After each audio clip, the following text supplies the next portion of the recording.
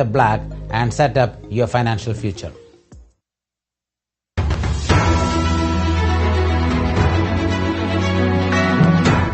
Broadcasting live from Houston, from the space city to the world, you are watching NowMedia Television.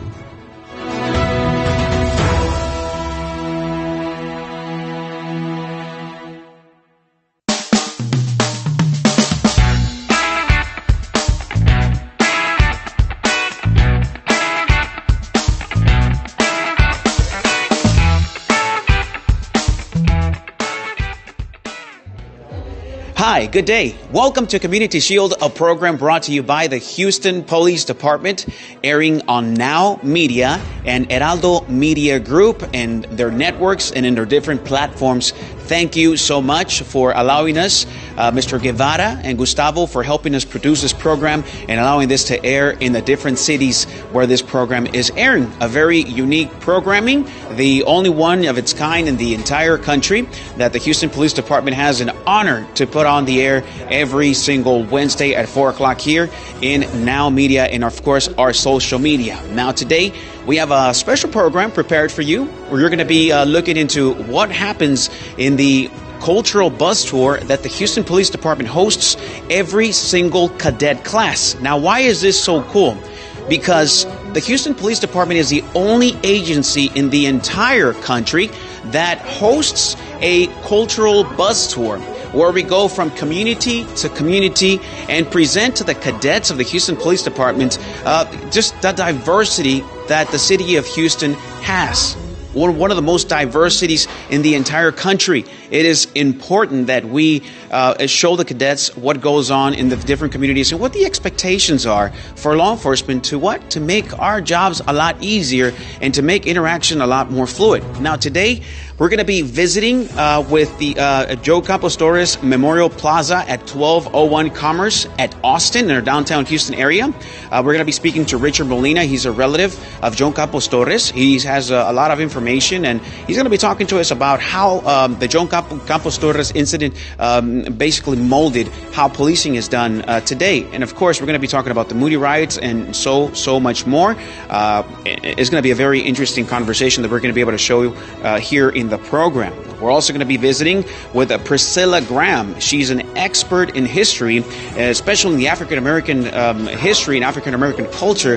We're going to be visiting with her at the Afro-American Library History Research Center, and she's going to be showing us the community that surrounds this library at the 1300 block of Victor Street, right outside downtown Houston, right on the west side. A very interesting conversation that we're going to have. We're also going to be visiting with the Holocaust Museum. We're going to be visiting with the Jewish community and, of course, how that impacts policing, and talk about a little bit about discrimination and how things were done before, and of course how the Holocaust and all of that affects how policing works today. Talking to discrimination and all of that. That was at the 5401 Caroline Street. And we also are going to be visiting the LGBTQIA community at the Montrose Center, a very well-known place where people from the LGBT community go and receive all kinds of help and resources. So we're going to be visiting that location and are going to receive a lot of information. This is at the 401 Bernard Street, and is also on the southwest side of downtown Houston. And we're also going to be visiting with the Asian community at the Tantan Restaurant, 6816 Ranchester.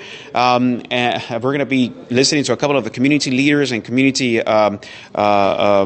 stakeholders in the area. And we're also going to visit with the South Asian community. So stick around. This is the only bus tour of its kind in the entire country. So you're going to love it. And we hope that so many other cities adopt this concept to be able to expose their officers to the different cultures there are within their cities. Community Shield of the Houston Police Department. Let's go up to our Aldine Westfield location. That's the Houston Police Academy, where Officer Jones is going to be welcoming these cadets, future police officers for the city of Houston and the Houston Police Department. Good morning, good morning, good morning. I'm Officer Jones. I'm with the Office of Community Affairs. Are y'all excited about today's bus tour? Yes, ma'am. All right, let me hear your motto, guys. Class 257, never average, always phenomenal.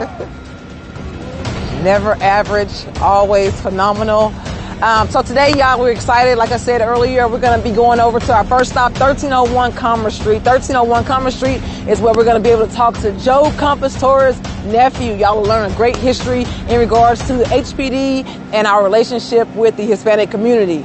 After that, we're going to go over to our African American Library, 1301 Victor Street. We're super excited for you to be able to embark on learning the history of the African American culture here in Houston. After that, we're going to have you take a tour of the Freemanstown bricks, okay? Like I said earlier, please, please, please, please ask any questions. You have questions, you have comments, you have concerns, feel free to raise your hand, speak up, because this is a great opportunity for you to learn about the community in which you will serve. After we leave the African American Library, we're going to go over to the Holocaust Museum where you'll learn Jewish history.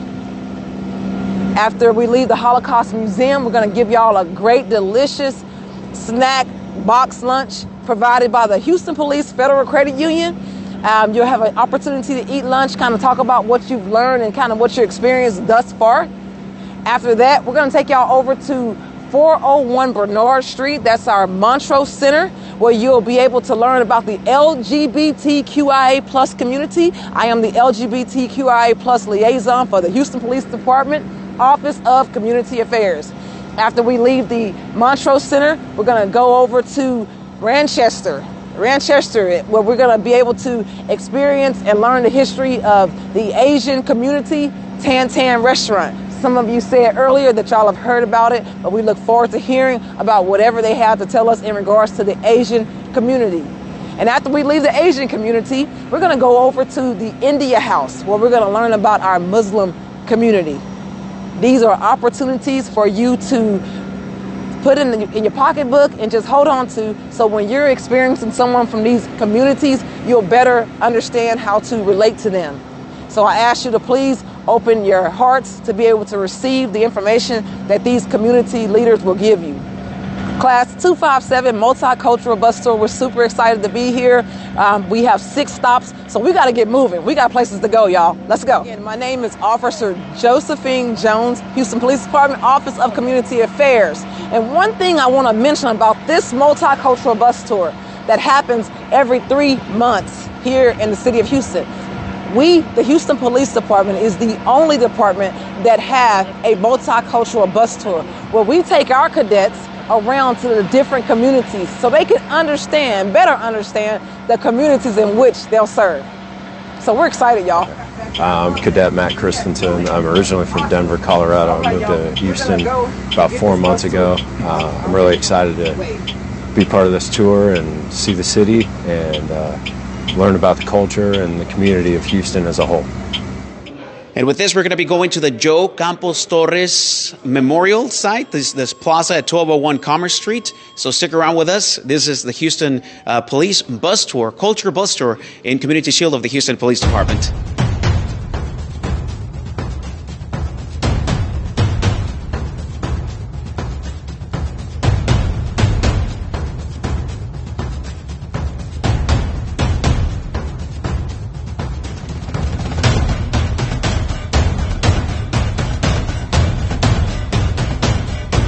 Indeed, little overcast, but that's all right. That's all right. How y'all feeling today?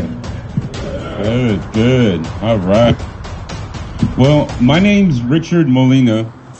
I am the nephew of Joe Campos Torres. First and foremost, we are standing here on the Joe Campos Torres Plaza, which was officially named last year, April 2nd.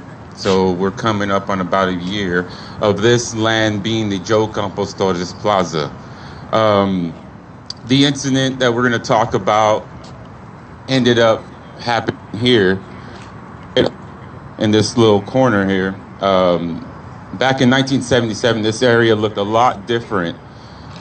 Shrubbery, gravel, a lot of not much light over here. Steep drop. There was remnants of old buildings that had been here, foundations that were left that kind of overlooked the bayou about 16 to 20 feet. You know, Houston's a very diverse city full of different kinds of people, you know, different areas, different neighborhoods, different ethnicities. Over in the East End, you know, predominantly Hispanic out there, where my uncle and my family grew up. During those times, you know, what it meant to be a young Mexican-American Chicana person growing up in that neighborhood, you know, it was a little rough, just like any other neighborhood did. Scuffle ensued. At that time, my uncle was a very fit person. He studied martial arts pretty much all his life. So it turned into kind of a brutal scuffle. Backup was called. My uncle was eventually subdued. So at that point, you can imagine there was a sense of disrespect amongst the officers, the arresting officers, at which point they wanted to bring him to this area. Now, back then, in 1977, how many of y'all have heard of a place called The Hole amongst police?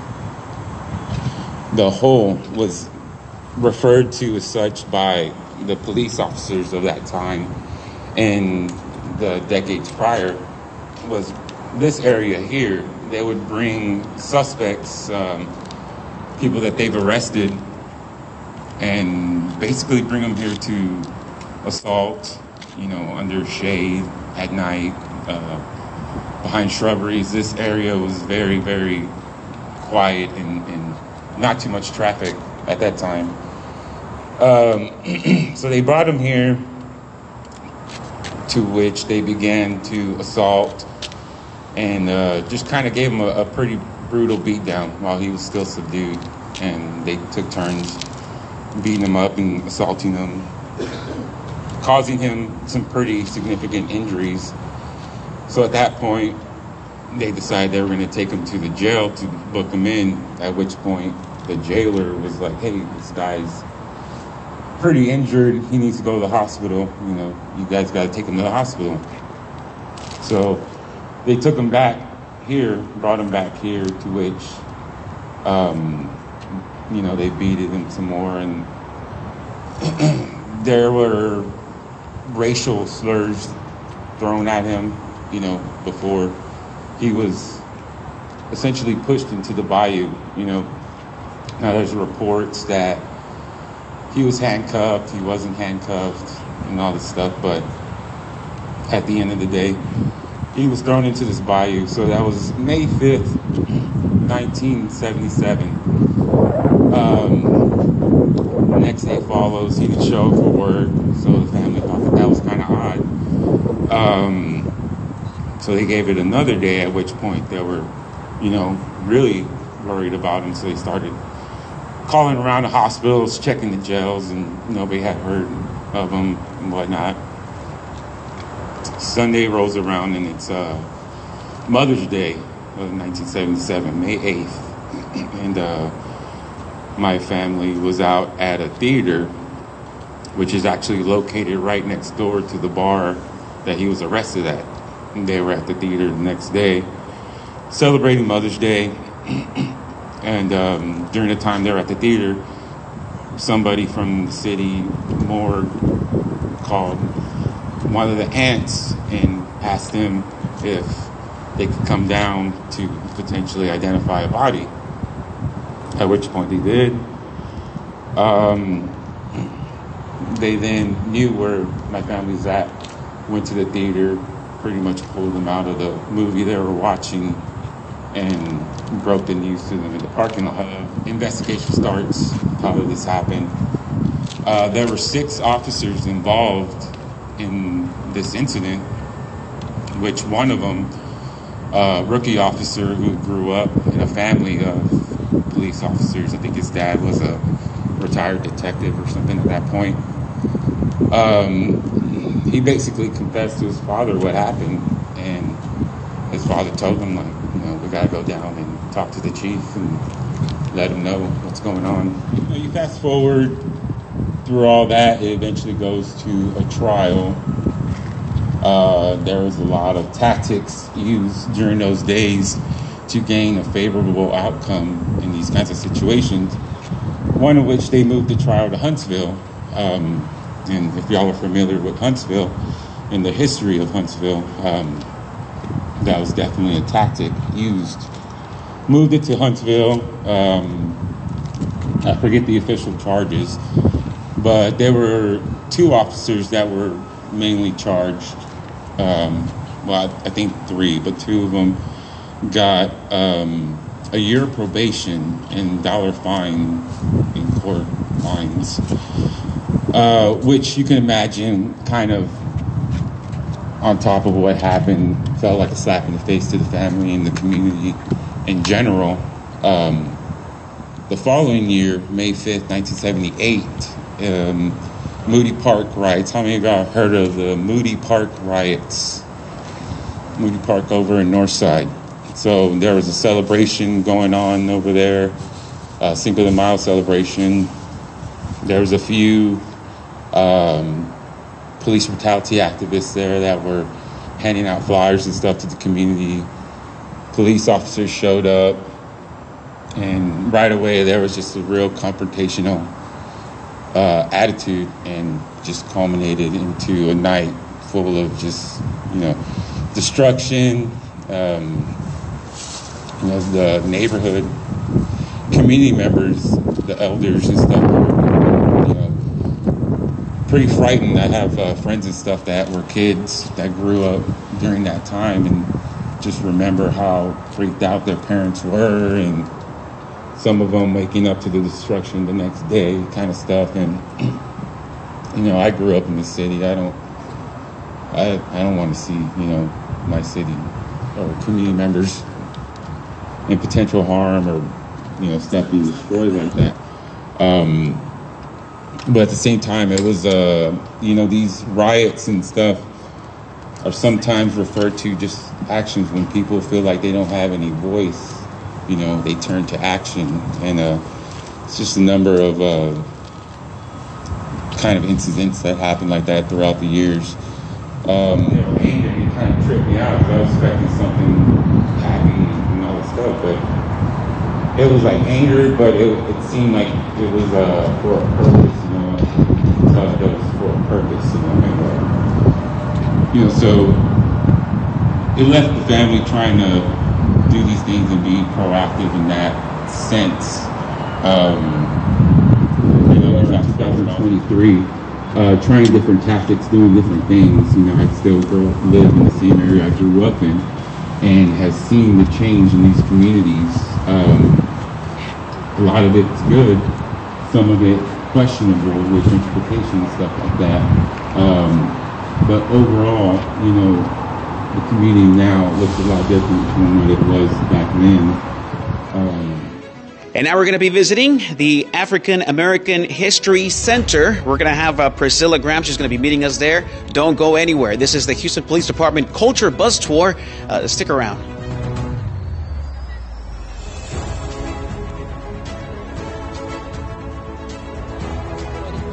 Good morning. My name is Priscilla T. Graham. I'm the owner and the guide today of Harriet's History Box. We're today in historic Freedmanstown.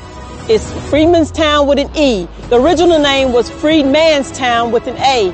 But in the back of us, we can see today what used to be part of Freedmanstown, which is the backdrop of the city of Houston. So we're on the west side of Freedmanstown, and today we're going to be touring the community throughout different places. We're going to go down to Matthews, to Andrews, to the historic brick streets, and come back up. People will be able to see the Ned Pullum House, the R.B.H. Yates Library, the actual Isabel Sims House, St. James, historical churches, just historical places here.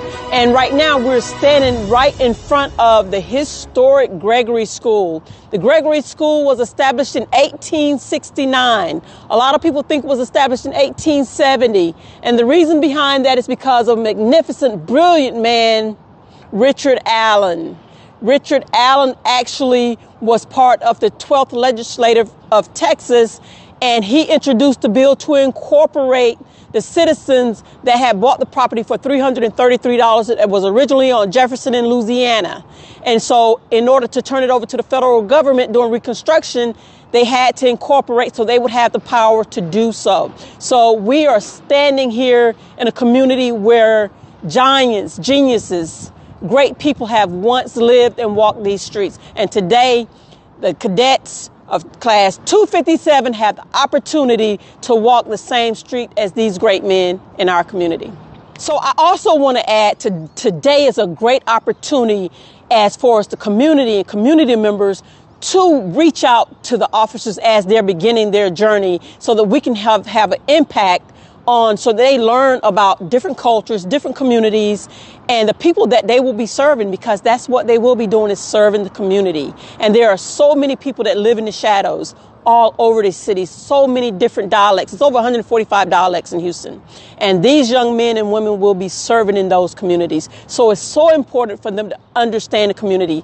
And it's also important to understand there are a lot of people that live in the shadows that are afraid to come out and sometimes feel voiceless and don't have a voice. And we have to understand that of who we're dealing with when we go into those communities to serve. So today is a great opportunity for HPD and for the community to merge and build relationships from the ground floor up with these brand new officers. My name is Priscilla T. Graham, and I will be your tour guide today. We're going to tour historical Freemanstown. Anybody know how the police started and the reason why they started police services? Come on now. Y'all got to know this. This is a history lesson. So y'all have heard a lot of stuff about what things are. So hopefully I'm going to give you the good part and give you a history lesson. And then we're going to walk through the community. Y'all can ask questions. So policing actually started during slavery because what? Slaves were property. That's how policing started, is to protect the slave owner's property. So everybody got a history lesson so far. So now we're going to move. We're going to actually move through the community. We're going to walk. First thing we're going to do, we're going down Matthews. This is Matthews Street. In historic Freemanstown, a lot of the streets are one way. So that's one thing you have to be aware of when you go into certain communities, if it's one way or which way it goes. This community was actually started after slavery, like 1865. This is the mother ward. This is the place where the enslaved people, this is the only place they could live at first, because it started out with 1,000, then it increased to over 11,000. Then you have 3rd Ward, 4th Ward, 5th Ward, but pockets. All those wards, they identify them with culture and say that they're African American or black, but they're not. It's all different ethnicities in those communities. But African Americans could only stay in pockets. Okay, just like this area right here. If you look this way, this is the city of Houston downtown. All of that used to be Freemanstown. All of it used to be Freemanstown. If you look over here, see that big tower over there? You can see it. That was 3rd Cemetery. That is the area where the original settlement started. Okay, originally 28 acres. That big building is built on top of a cemetery, guys, that used to be. So they found 928 bodies over there. So now what we're going to do is move through the community and start our tour. Y'all ready? Yeah. All right. This is right here. It's the highlight of my morning this morning, to be able to share this historical history with you guys. So now we're walking through historic Freemanstown to straight and turn on Andrews. We're going to turn left on Andrews. So these houses that you see, these are some houses that were built 20 years ago from the original gentrification, when they started gentrifying this community. Then now today, those houses are being re-gentrified, and you see that big building right there? That's what they're replacing them with. And you'll see that all over town. So you have a lot of people that are just being displaced. See the backyard? The backyard is designed like that because that's where the kids used to play, to keep them safe out of the road. They had a playground in the back, and that's where everybody played. And that, we talk about community. You know, we have people that, it used to be communities. It's not so much as today. Now, right here to your right is going to be where Friendship Missionary Baptist Church was. This church was built by Reverend Ned Pullum. This church burned down. It got hit by lightning and burned down. See that marker? That's a historical road marker. That's just like the street signs. Like 1930s, I believe, when they had those. So you'll see some, not those, but those are really old. But there's going to be 3 different kind of street signs you see today. That's a marker. And I know y'all seen those blue plates, the little blue plates down on the roads. Those are also street markers. Those are the ones 1930s. And now, as we're coming up on Andrews Street, which is one of the most historical streets here in historic Freemanstown, you will see a different kind of marker right there. See that marker? That's today's marker that we have. Okay? And on top of that street sign, you will see Ola Mae House. That street is dedicated to her because she used to live right here, right across the street. She was matriarch. She had the biggest family here in historic Freemanstown, over 15 kids. Now we are walking on the historical 100-year-old brick streets. You get to walk the path of the people you just learned about. You're walking on the same streets that they walked, and this is their community where they live. You see how some of the houses, you still see the back, how they have the place where the families could be. It's just different now. All righty, I guess it's recycling day because they got the stuff out. So this right here is R.B.H. Yates' house. This is Yates Museum also. So this house was built in 1912. Really significant. We're just going to point out some really significant things about this house. How many people heard of Green Book? Okay, if you was looking for a safe place to stay during the Green Book, this would be a house that you would look for. This house has 2 front doors, one right here, and then one right here. So one front door was for the family. The second front door was for the guests, for them to come and go. Okay? This is what you would find in the greenhouse. Why is the ceiling painted blue? Anybody know? To keep wasps and insects that build nests on porches. That's why they painted blue. But why do you think it's blue? That's right. They think it's the sky. Okay, so now what we're going to do is we're not going to spend too much time here because we got a whole lot to see. Right here is the Reverend Jack Yates property. His house now is located at the Heritage Society. You'll see his house located at the Heritage Society. He and his brother built this house. Okay? And they still own this property. That's what's really significant, that they still own this property. If you go to the Heritage Society, you will see the Kellum Noble House was built by slave labor. And it's getting ready to rain, guys. We're going to have to move it. Let's talk about this area. Okay, right here. We're going to do the brick. So now we're in the historic brick streets. I know y'all should have heard. If you haven't heard about the brick streets that much, these are the historical brick streets. I believe that this is the most spiritual place here in Houston, okay? So if I stand in the middle, each side branches out into a triangle, right? And each side has a base. If I stand in the middle and pull it up, what would I have? Pyramid. Who said that? All right, man, let's go. You got it. So our history changed. Our culture is still here. It just changed. These are people that you will be serving in your community. You see these faces? These are the citizens of Houston that you will be serving. So take a good look at these people. All of these people, they live, breathe, and they bleed. Okay, let's get to moving, guys, because you know what? My hair going to be rolled up on my head after a while. I hope you've enjoyed this tour today. It has been my pleasure actually touring the new cadets of Class 257. And so please make an appointment with the R.B.H. Yates Museum. Call Harriet's History Box Tours. Check out Freemanstown Walking Tours and come visit the community and see what it's all about and what they had to see today. Because this is the very first place after emancipation, June 19th, 1865, that the enslaved people were allowed to live. And from this place, they branched out into other places as far as 3rd Ward, 5th Ward, Acres Homes, Independence Heights, all those other historically African-American communities. So please come see us, and we hope to see you soon. We hope you enjoyed this awesome tour with Priscilla Graham. She's a big supporter of the Houston Police Department and all the work that we're doing. Now we're going to go visit the Jewish community at the Holocaust Museum, 5401 Caroline Street. This is going to be really cool too. Don't go anywhere.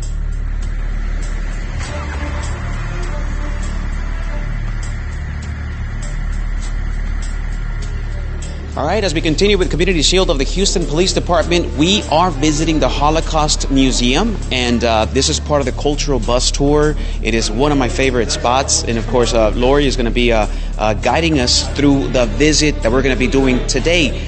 First, I believe we're going to begin in the classroom. We're going to do a brief introduction, and then from there we're going to be walking with the cadets through the museum and telling them the stories behind some of the images here in the Holocaust Museum. Now, Lori, why is it so important that the Houston Police Department does this bus tour and that it includes the Holocaust Museum? And what can we learn from this? Yeah, of course. We were thrilled to be a stop in the bus tour. Again, Holocaust Museum Houston is dedicating to educating the public about the history of the Holocaust, but more importantly, using the lessons of the Holocaust to serve the communities that we're a part of.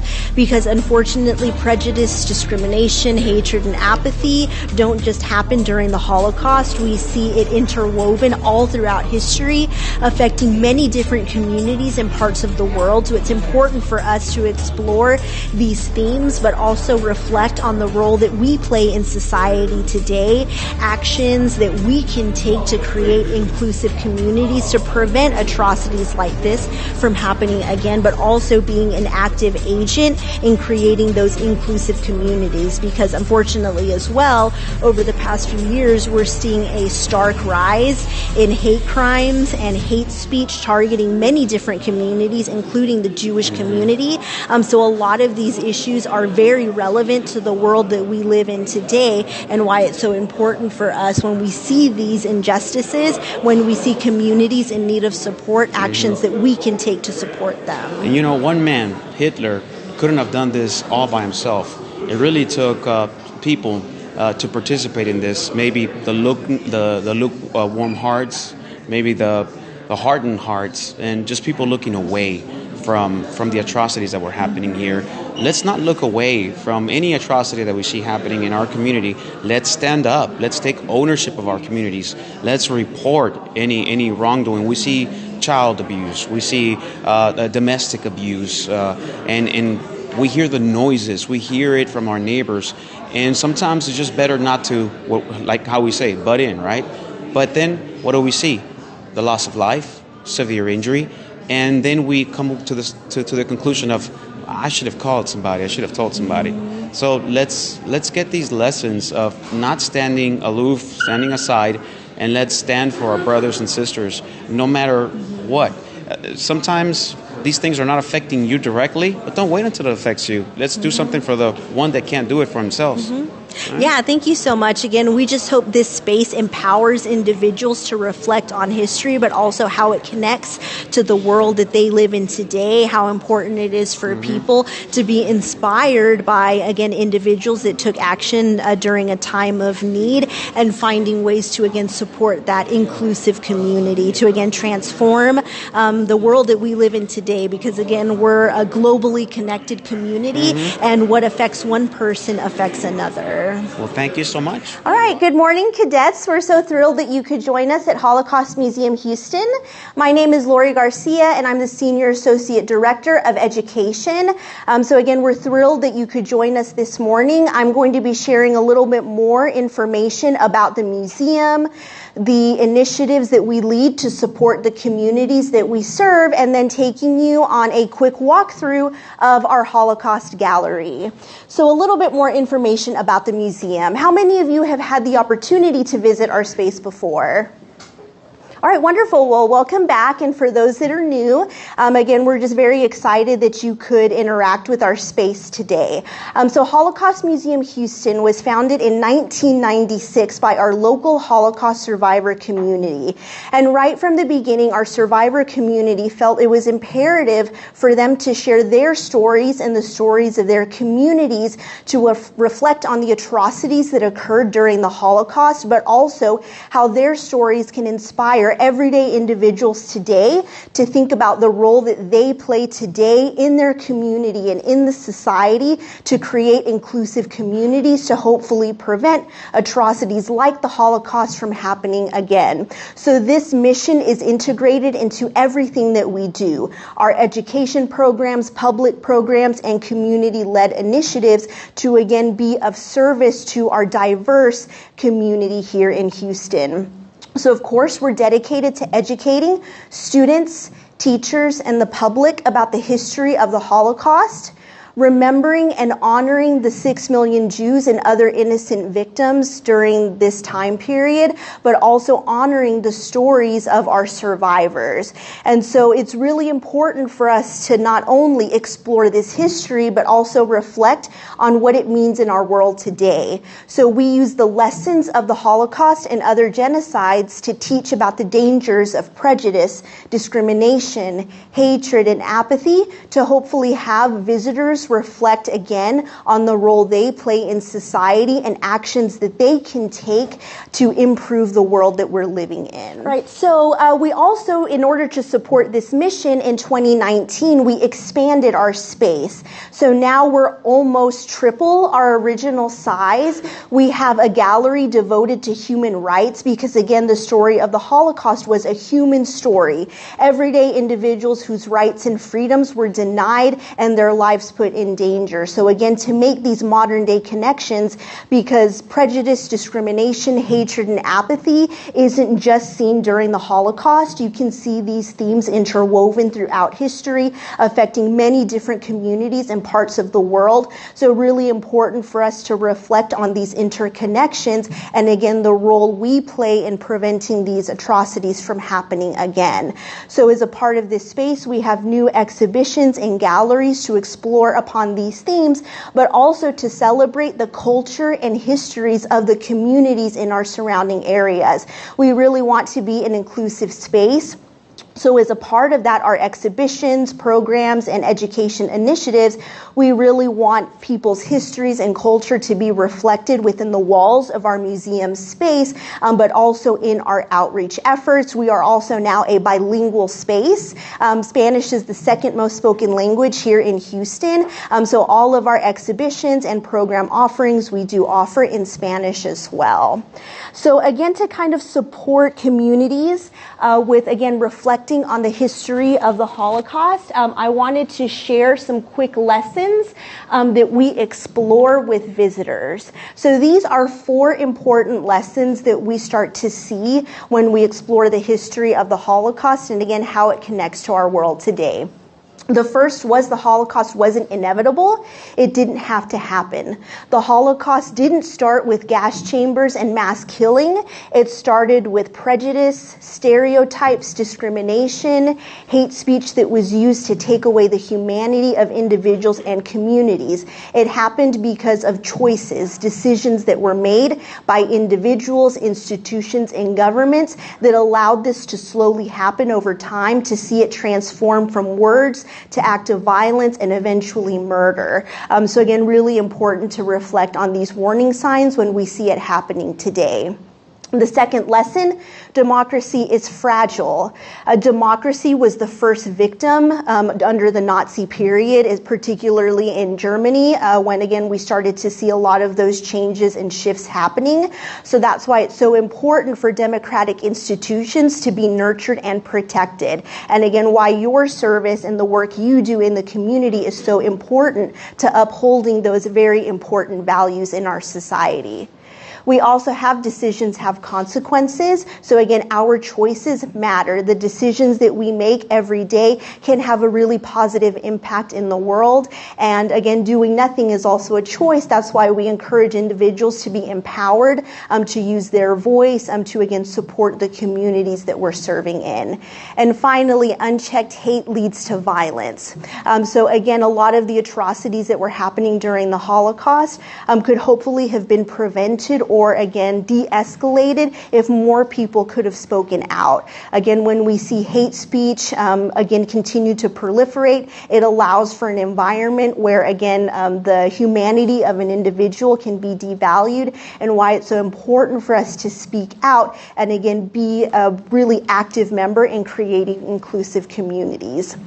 So again, these are a lot of the lessons that we like to focus on.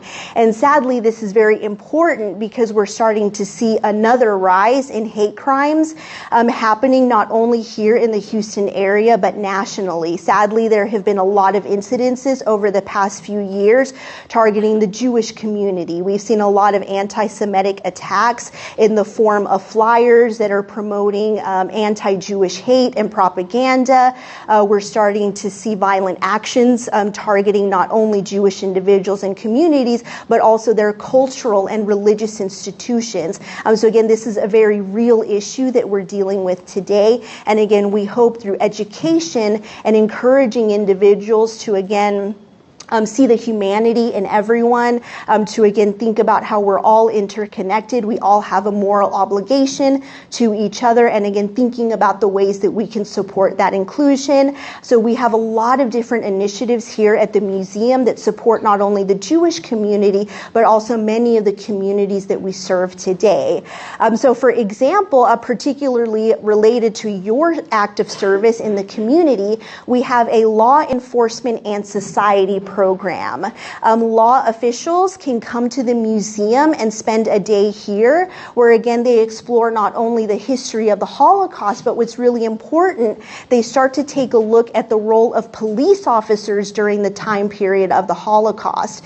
Our officers are able to explore a little bit more about how the work of law enforcement officials were actually starting to be incorporated into the Nazi systematic process of discrimination, but also mass killing, and again what was happening during that time. And the second part of the day, we partner with the ADL, where again they explore modern day policing, again the role that you play in society today to protect and uphold these democratic values, but also being of service to the community. So we'll just try to kind of introduce you to the different sections that are available in our gallery, and our hope is that you'll be able to come back to the museum to explore the space a little bit more, but hopefully you can get a lot of highlights from our walkthrough today. So many of our visitors start here in the Morgan Family Welcome Center. So this is an area where our visitors can explore a little bit more about Jewish history and culture before the war begins, because again during the Holocaust this was happening to everyday individuals just like me and you, right? People and communities that were living everyday normal lives. So our visitors can explore more about that Jewish history and culture here. You can see photographs from our local survivor community that again help build our museum here. And we also have an introductory film where our visitors can learn about what was happening during the Holocaust, how Hitler and the Nazis rose to power, and a lot of the dangerous things that we start to see happening once they consolidate power and start to target communities because of their race, their religion, ethnicity, or any other identifiers that the Nazis saw as undesirable. So I'd like to invite you now into this space. We'll spend just a few minutes there. So again, please feel free to walk around and look at the different photographs and artifacts, and then we'll transition into the gallery space. So again, you're welcome to go ahead and walk in.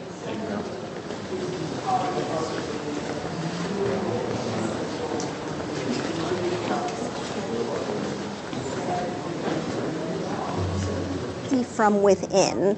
So all throughout history, the Jewish community had experienced prejudice and discrimination, not given the same rights and freedoms as other individuals and communities in which they were living in. But there are ebbs and flows where Jewish communities receive more rights and freedoms and are able to prosper. But World War I changes a lot of what's happening, and we start to see a sharp increase in the rise of anti-Semitism. We see a lot of hate speech targeting Jewish communities. And by 1933, they are elected to power. They have roughly 33% of the positions in parliament, and Hitler is appointed chancellor. But very quickly, they use an emergency in the country to consolidate their power. And so now they have total control and start to undermine that democracy of individuals in Germany, starting with rights and freedoms. So we're starting to see that denial of civil liberties happening over time. Artifact, what do you see there? What does this remind you of? What does that look like to you? Yes, a children's book. And what is the purpose of a children's book? Right, yeah, to tell stories, to educate. But again, they're even starting to use things like children's book as propaganda to promote and spread dangerous stereotypes and misinformation about the Jewish community and other targeted groups that they devalued and didn't see as worthy of the same rights and freedoms as others. So we're starting. Thank you again for joining us at Holocaust Museum Houston. We hope you enjoyed your visit in our space, but of course, we'd love to have you back to engage in conversation and explore our gallery spaces. The doors of the museum are always open to you. We're open Tuesday through Sunday, so we hope that you'll be able to engage with us again in the future. Thanks so much.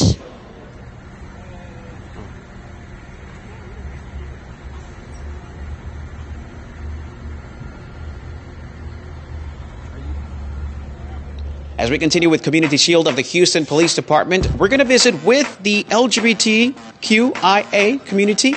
All right, we're going to get a lot of good information. Officer Jones is going to be one of the speakers and presenters here. And also, we're going to speak to one of the community leaders there at 401 Bernard Street, the Montrose Center. Don't go anywhere.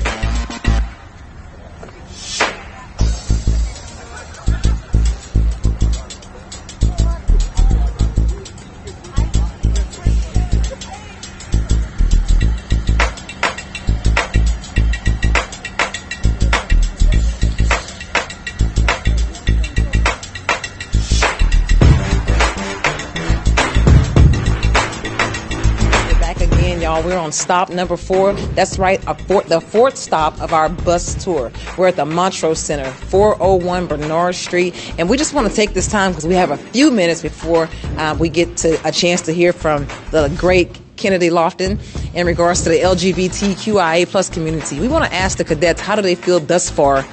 We've gone to hear from our Hispanic community. We've heard from our African American community. We've heard from our Jewish community. And so let's just kind of get a little word from the cadets on how they feel thus far. Who can help me out here? He's like, please don't look at me. I'm going to look at you every time. Go ahead. How do you feel about what's going on today? Great. A lot of new experiences, getting to know the community a lot better in depth. What's one thing that you could take from the African American Library? It exists. I didn't know it existed. And so now I get to go in my own time. Yeah. And experience a little bit more of the history within Houston itself. Yeah, that's awesome. Where are you from? I'm originally from the Dallas, Oregon. Dallas, Oregon area? Yes, ma'am. Oregon. Oregon, okay. So do you think that this bus tour is worth it, or can we just keep y'all sitting in your office in the classroom? 100% agree. It's worth it. You think it's worth it? Yes, ma'am. Good. All right, next up, we highly encourage you to please go to the African American Library, go to all these places, come back to the Montrose Center. It's a plethora of information, and yeah, we're going to go ahead and get started. Cadet Class 257, welcome to the Montrose Center. This is Houston's LGBTQ Resource Center. And what that means is we do everything, but we do everything inside of a cultural frame of the LGBTQ plus community. We're going to start with a little bit of history. So our community started off being very on the other side of law enforcement, meaning you couldn't be an HPD officer if you were gay or lesbian. And there was a very long time where we had cross-dressing ordinances and laws where y'all could arrest me for wearing this shirt. You could just say it was a blouse and take me in. And also, every female cadet, you could be arrested for the pants you're wearing right now. Now, we fought very hard in the 80s and late 70s, early 80s to get these laws overturned. So I bet you that none of you have heard of Marion Panther. There were a series of hate crimes in Montrose that go unmemorialized. People will come in from outside of the city and kill people. Marion happened in 1986. Then Paul Broussard happened in 1991. When Paul was killed by 7 people from the Woodlands 7, our community kind of snapped, and we started a protest. And it was called the Take Back the Streets protests. And that is actually the reason you're here today. That started the relationship with HPD that we now have. I'm going to say some nice things about Chief Finner, because what I've been so impressed about is his commitment to diversity, as well as his protect and serve with love. I've never heard that before in the law enforcement space. And I think the most important thing is you don't have to like us, gay people, like to just protect and serve us professionally. So I'm not here to change your convictions or compromise any of your beliefs, religious or otherwise, but we have to see you on the streets, and you have to help us, and we have to have a relationship, or this all goes bad. For elders in our community, they remember the bars being raided. They remember these murders. And so they will already be acting a little bit more nervous when you pull them over. Because their lifetime experience with law enforcement, I mean, our entire community started from a fight, Stonewall in New York, with police. A riot, actually. My name is Kennedy Lofton. I am the Chief Development Officer at the Montrose Center, and I've had the privilege for the last 5 years of giving the cadet bus tour. These bus tours are so important because we don't want these officers learning these things on the street, because that could put them at danger and our community in danger. We're able to cover and talk about and ask questions and go through items that just make it easier for our officers to protect and serve with love.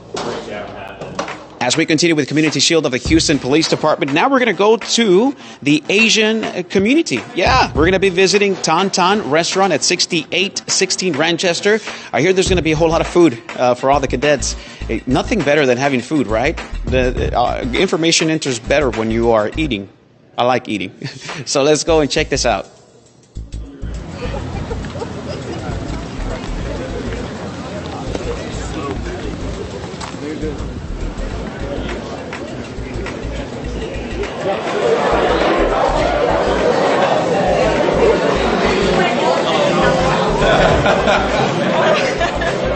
My name is David Peters.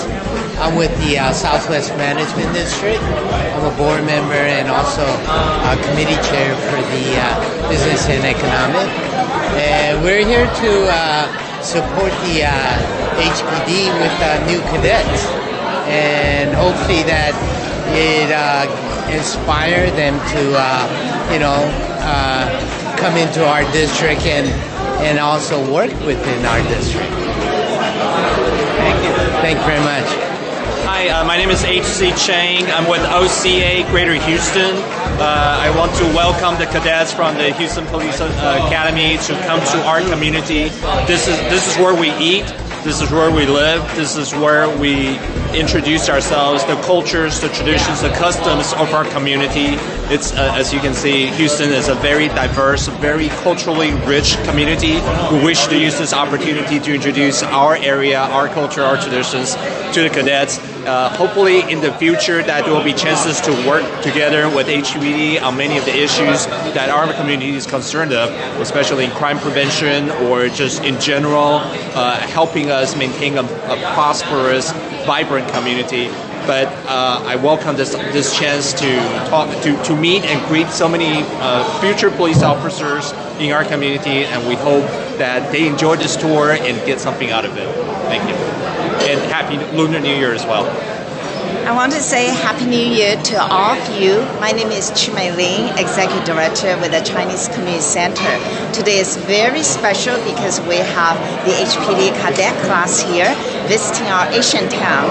This area is the most popular place for a lot of eatery, a lot of culture spots, and we certainly want to welcome them and thank them because they help our neighborhood safe, the public safety, and be our go-to person.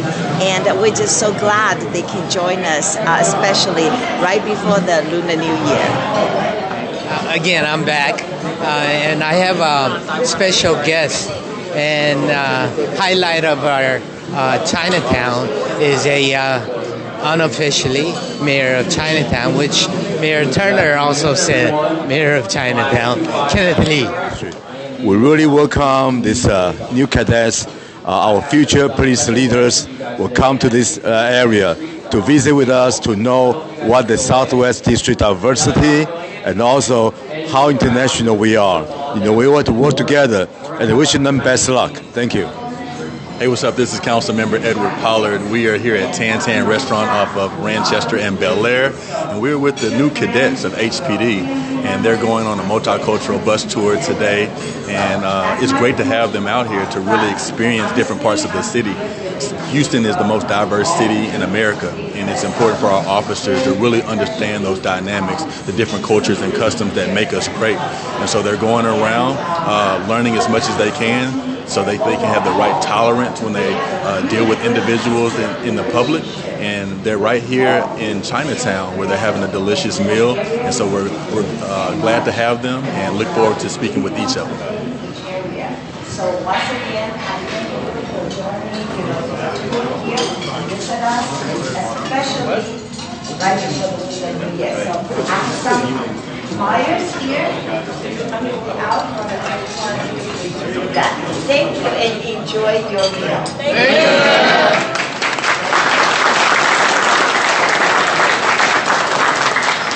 Okay, our next speaker we have is Mr. Chang from the OCA. Come on, say hi. I want you guys to know about his organization, and he wants to say something to you guys. First of all, thank you everybody for coming to our community. My name is H.C. Chang. I'm with OCA Greater Houston. We're an Asian American civil rights organization. We will be celebrating our 45th year in the city of Greater Houston. Next year, we have been in this town for quite a while promoting affairs and interests for Asian Americans. I want to welcome everyone here to our community. HPD is very much loved and welcomed in this area. We hope you enjoy the food. As you can see, this is where we come to eat. This is where we come to live. This is where we come to celebrate.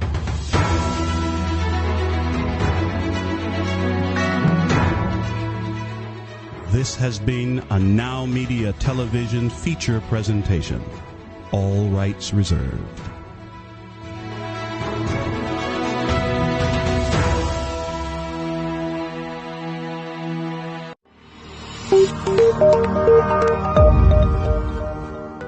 Are you a business owner feeling overwhelmed or burnt out with no energy left for what's most important to you?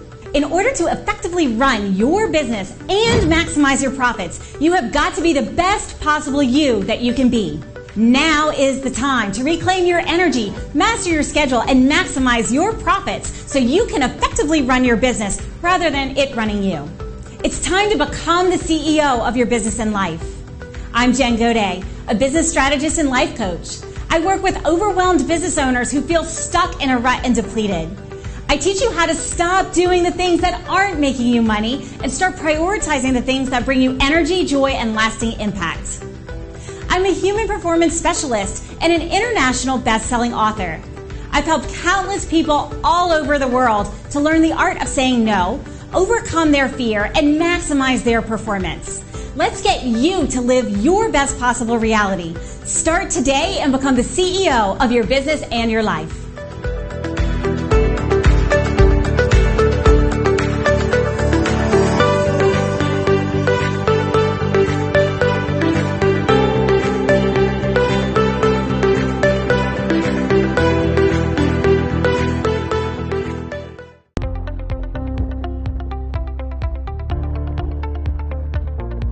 The tax and bookkeeping team is key to any successful business. At Gunderson's Bookkeeping, our passion is to help small business owners grow, be profitable, and to prosper.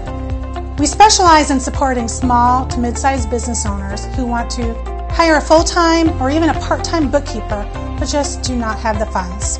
In addition, we free business owners from the tedious tasks of bookkeeping and help them focus on their business operations, their growth, and profitability. Gunderson's Bookkeeping is your business solutions partner offering a broad range of services to meet the needs of our clients. A profitable business needs accurate and reliable books, so take a strong step and call us today for your personal, no-risk consultation.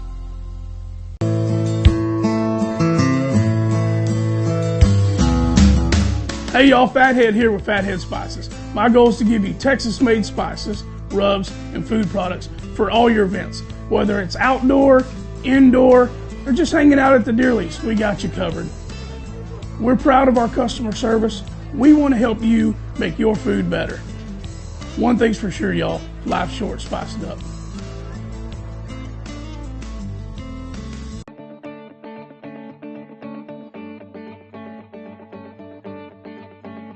Working through the legal system is challenging and risky, especially if you don't have the right attorney at your side. Hi, my name is Sonia Aston, and I'm an attorney with over 30 years of experience. I've helped small and medium-sized businesses and business owners to make sure that their legal rights and interests are protected. As general counsel for you and your organization, I can draft and review solid contracts, minimize the risk of litigation, review and prepare comprehensive business succession plans, or help you navigate your company with the local, state, and federal government. Take a decisive step today.